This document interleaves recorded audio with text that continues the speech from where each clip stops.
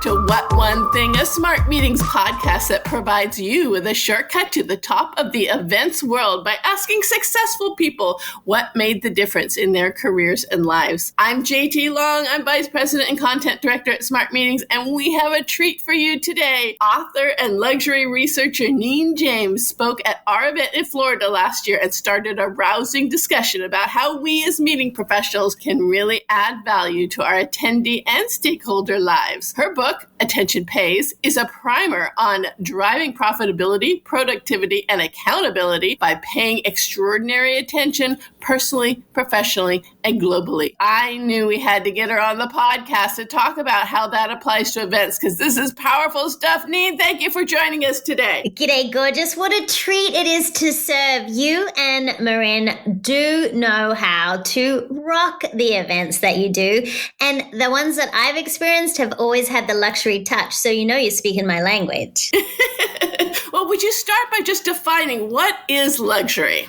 You know, luxury is an interesting word, JT, because our listeners, some people love the word and some people have that kind of reaction, right? And here's how it is defined. And the reason I can say it's defined is because I'm the only one who's ever done proprietary research study in how people think about luxury, the luxury mindset. And here's what we discovered. Of the hundreds of leaders that we interviewed, there were key characteristics of luxury. Luxury is high quality, long-lasting, authentic, indulgent, and unique. And when you think about what we get to do when we stand in service of an audience and create experiences that last a lifetime, and think of us as leaders in this industry, we want to be able to create memories that last forever. We want to have qualities that are beautiful, high quality products. We want to have authentic connections. That's part of what you believe at Smart Meetings. And we do love to indulge our meeting professionals and our business partners who are so important to us. And I think at Smart Meetings, one thing that I noticed about the one that I was involved in was it was very unique. So you're already providing luxury, but as a meeting professional, we have to think about how can we make it even more special? How can we think about elevating everything? That's a really key word here because you know what luxury feels like when you get it, right? But you also know what it feels like when you don't. So let's bring more luxury in every day. Oh, we couldn't agree with that more. Marin is a big proponent of that, both in the definition of indulgent, but also in the definition of really personalizing and understanding what's important and valuable to everyone who attends. So can you give me some examples of what can make people feel special regardless of their mindset? Well, think about this. Every person we know on this planet wants to be seen and heard.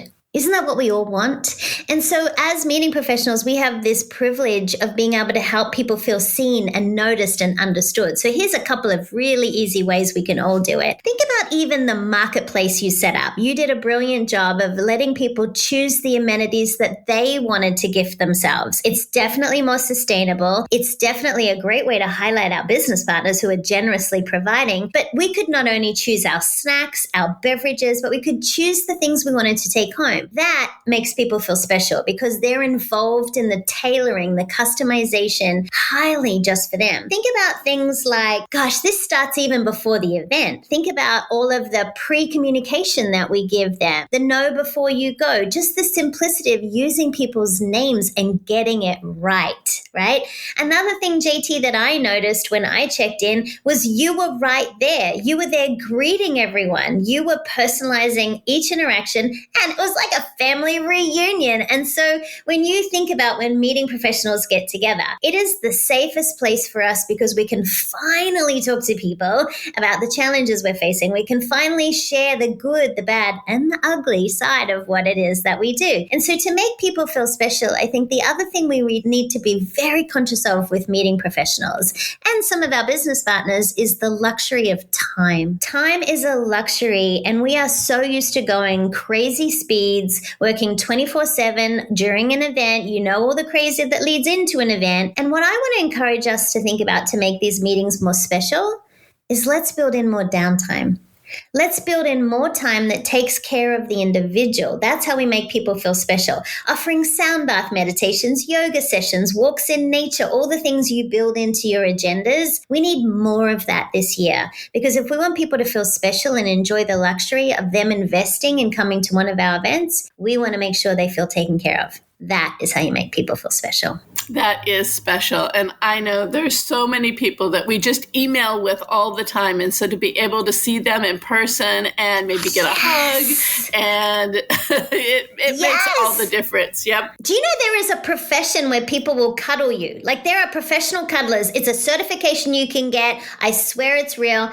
And I think that that is fascinating, right? So think about how we are as a community of meeting professionals in the hospitality industry. You know, my clients, I do a lot of work in luxury travel and hospitality. And with all the meeting professionals I get to work with, they give you that cuddle when they first meet you, that connection point. That's what we crave. And so we want to really highlight all the senses as much as we can when it comes to luxury and making people feel special. Absolutely. And Marin feels very strongly that we have the right sense in the room, we have the right music playing, so that you're immersed in this cocoon of just care. Right. Yeah, the 5 senses are vital in elevating a luxury experience. Absolutely. Another trick that you mentioned is starting the attention before attendees even walk in the door and the follow-up after the event. You said use their right name in the email. That's a big one. What are some other things that we can do to make them feel cared for beginning to end? So I have this process called BDA, which is before,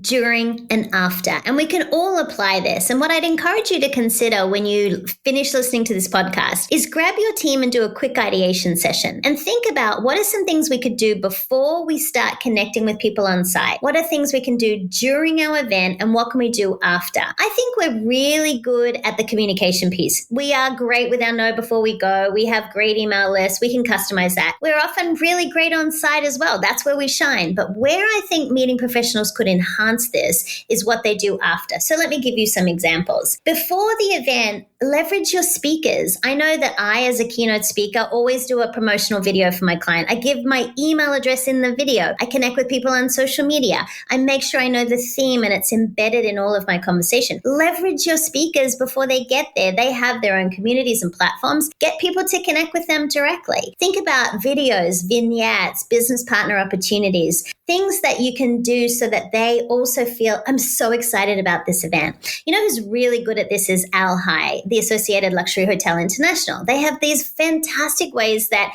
they even send mood boards about the dress codes. Then during the event, think about elevating everything. It's not about the quantity of the amenities, it's about the quality. Really think about, if you're doing gifting, make it so thoughtful, not just the same old, right? Because you know, as meeting professionals, we get a lot of those things ourselves, but also we want to do something that is unique. So think about even your gifting station. But this is also during the event where you can think about using those 5 senses. I mean, you had a drone show at the event that I was at. Talk about way to impress from a side point of view. But think about those little touches like the flowers, the candles, even the chime that people use to bring people back from break. Let's think about engaging the senses during our time together as well. But also build it into your system. Right? So think about what you can be doing on site to also get people excited about what happens next. Encourage your speakers. Now, obviously, as a keynote speaker, I'm sharing this because these are things that I do, but make sure your speaker is available to sign the books, take the selfies, really, if they can stay for a little longer so they can enjoy that extra deeper conversation with people. But then also think about what's going to happen afterwards. You know, I'm a huge advocate for accountability. So I always have accountability partners in my keynote, and I encourage people to reconnect 30 days after the event. But there are ways as meeting professionals we can leverage this by encouraging accountability. What are they going to do as a result of what they heard, of the relationships they built, of the connections they made? Give them accountability process. That leads to our after step.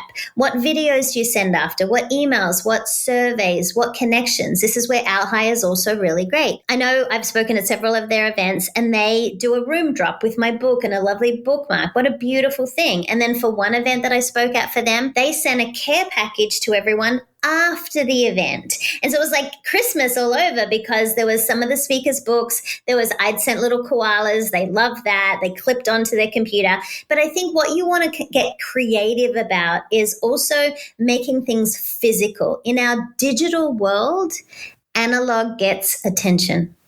And so if we can have a handwritten note, if we can send a parcel, if we can do a room drop, if we can do something where I can touch something, it makes it more tangible. So how are we as event professionals? How are we making our experiences more tangible? Leveraging the senses, the chair fabrics, the beautiful linens. I know Marina's big on colored linens and flowers. Like, let's think about all the things we can do before, during, and after our events to really elevate our events this year. Absolutely. It's just in a conference where we're talking about in a world where everything's becoming AI and frictionless, people actually want more friction. They want more sense of touch. They want more reasons to stop a moment and have a human conversation. And Yes. in fact, they want things that aren't shiny perfect. They want to see the little bit of a flaw so that they know a human was involved. Oh my God, this is so true because think about this, JT. Like, I get a gazillion direct messages on my stories because stories on Instagram is the peek behind the curtain, right? It's not polished. It's like me running or traveling or whatever I'm doing that's crazy. I get so many comments on that. And yes, I have a beautiful curated grid on Instagram. So it looks really fancy if you go to the grid. But what people really want is the peek behind the curtain. And so we can leverage that because people want the unpolished video. And so, for example, as a meeting, as a keynoter, I always shoot a very short video as soon as I arrive at property and say to the meeting planner, I'm here, I'm excited, thank you for my room. And it's just shot on my iPhone and text. I mean, it's not fancy and it's probably got travel hair and makeup if that's a thing. And so it doesn't look glamorous, but they feel safe that I'm on site. We can leverage personal videos so easily through texting, right? And there's lots of ways you can do that. But what I want us to think about is all those touch points. Even, for example, don't do the same breakouts you always do. Don't do the same seating arrangement. We need to get more clever and bring more of that connection. Remember, I said luxury is about authentic. It's about unique. We need to bring more luxury into our education as well. People want Q&A. They want to access the speaker. They want to hear from multiple thought leaders. They don't want the same old, same old. And I think that forces us all to ask more of the experts and thought leaders we bring in. Let's elevate it so that we think about more that touch, that connection, that peek behind the curtain. That's what we crave. Absolutely. And we take such good care of our attendees, but you have also mentioned that maybe we need to think about taking care of ourselves and loving ourselves. How can we make our own lives as planners easier by paying attention? If you are not well, you will not show up well. And most meeting planners that I am privileged to know and work with, they are phenomenal at creating experiences and memories for people that last a lifetime. And some of them suck at taking care of themselves. They are sleep deprived. They're eating protein bars while they're walking through the halls. They're not drinking enough water. Sleep is just like not even a thing, right? And so one of the things we have to consider is your energy is contagious and your confidence is driven by your energy. And so you can put on as much concealer as you want to try and cover up those ugly big bags under your eyes from no sleep. But the reality is that you need to really focus on managing your energy first because you are this beautiful vessel where you are giving out all this amazing energy, which is contagious at your event. And I'm not trying to get woo-woo. I'm just saying we have to really focus. One of the podcasts I love that you did was with Dr. Romy and her brilliant new book on the busy brain is great. But she was talking about on the podcast about not compromising sleep as her one thing. And so what I think we need to think about as meeting professionals is we have to protect our energy leading into an event, but we also have to build recovery after an event. So one of the ways to love yourself is to schedule recovery. Schedule recovery when you can. So if you have the luxury of staying a little extra on site after everybody has left, book yourself into the spa and do the treatments that you can. Don't be booking the red-eye flight. See if you can sleep in the bed and actually get a deep night's sleep before you you go home to your furry babies and your, people that love you, and think about that self-care as a system that you build in, right? Which also means that if you have a massive event, you've got to schedule time off. And for those of you running from one event to the next, by the time you get to the second and third event, that audience is not getting your best energy. So let's manage our energy and really take care of yourself. And that means protecting your calendar, thinking about your flight schedule, and protecting your staff. One of the event professionals I love is when she's on site, she's also very diligent about telling her team to go take naps, about scheduling their shifts. And I love that about her. So think about really protecting your team on site as well, because they are the face of what's happening. And they hear when they're moaning about the coffee or the temperature, right? They hear everything. We often only hear some of the negative stuff. That negative energy gets to us. So as a team, we also have to really take care of each other. And one of the ways we can do that is starting with ourselves. Nice. Well, you travel a ton. What is your secret for always looking so fresh and ready to go?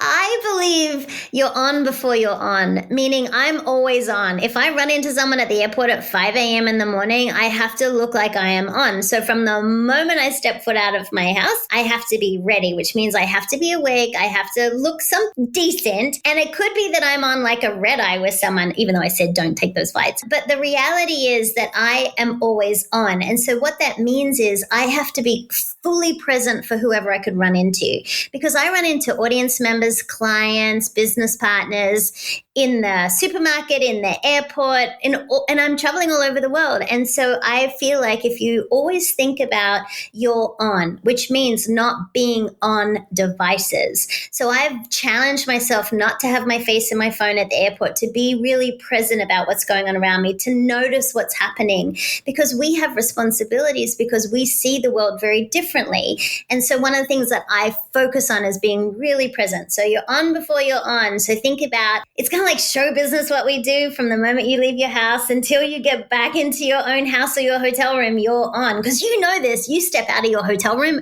on site and someone has a question for you, right? So that's one of the things that I do. And like Dr. Romy, I protect my sleep. I am a girl who needs my sleep. So I will say no to some events before I speak to ensure that I've got the best energy when I speak. Very, very wise. So this show is called What One Thing because we bring on smart people and we ask the one thing that made the difference in your life and what our community of smart people can learn from that. How can they apply your one thing to their lives? My whole career, growing up in my corporate career, having my own company and speaking all over the world as a luxury expert, I walk into every room and I assume everyone wants to play with me. I always have. And that level of confidence makes other people feel really comfortable. But all my meeting planners call me the Energizer Bunny, right? Because I am being asked to bring energy to that audience. And so when I'm on stage or whether I'm at the airport waiting for my flight, that same energy and confidence needs to be seen and felt, because our energy and our confidence is contagious. So what we want to be able to do is think about, you don't have to be an extrovert to do this business. So many of the meeting professionals I know are introverts. You don't have to be the talkative person or the most outgoing, but what you have to be is confident. And that quiet, beautiful confidence helps other people feel really great about you and what you do in the world. So I would say walk into every room and assume everyone wants to play with you. You deserve to be in that room. You deserve a seat at the table, and somebody needs to hear your wisdom today. Be the golden retriever of meeting planners. I love that. Oh, Marin would say the Aussie Doodle of meeting planners, wouldn't she? Yes. Well, you exude that confidence and you really do bring energy and life and love and wisdom to everyone that you meet. I thank you so much for joining us today. It's been such a treat chatting with you. It's an absolute privilege. Thank you for everything that you're doing to really elevate what we do as a profession and to create these luxury experiences. It is such a treat to be at one of your events. Thank you and have a fabulous day. You too. Smart Meetings What One Thing was produced by Bright Business Media. Visit smartmeetings.com to subscribe to your daily dose of inspiration.